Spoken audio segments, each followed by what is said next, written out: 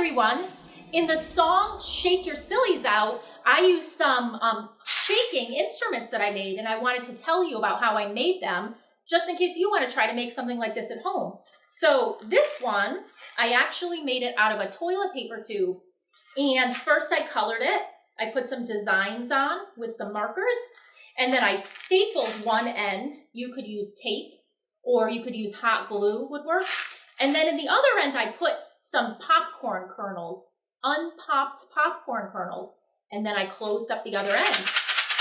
And when I shake it, that one sounds pretty loud. Let me show you one of the other ones. I'm going to put this one down.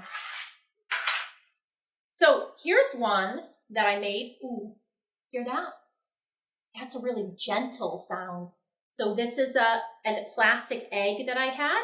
You might have a plastic egg at home, and look, it still opens, which you have to be careful, you don't want to spill. And inside this plastic egg, I actually have salt. I'm not sure if you can see that. So the salt, it's smaller than the popcorn kernels, and it makes a really gentle sound. And then hold on, I have one more. Let me go get it. This was a plastic container I have. It just has a lid. And in this plastic container, I put some little seeds. They're called chia seeds. They're smaller than popcorn kernels too. And that also has a gentle sound. It's a little bit louder than the salt because the seeds are a little bit bigger than the salt grains. That sounds nice.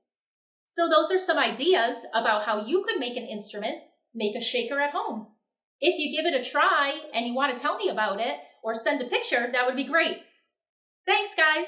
Bye.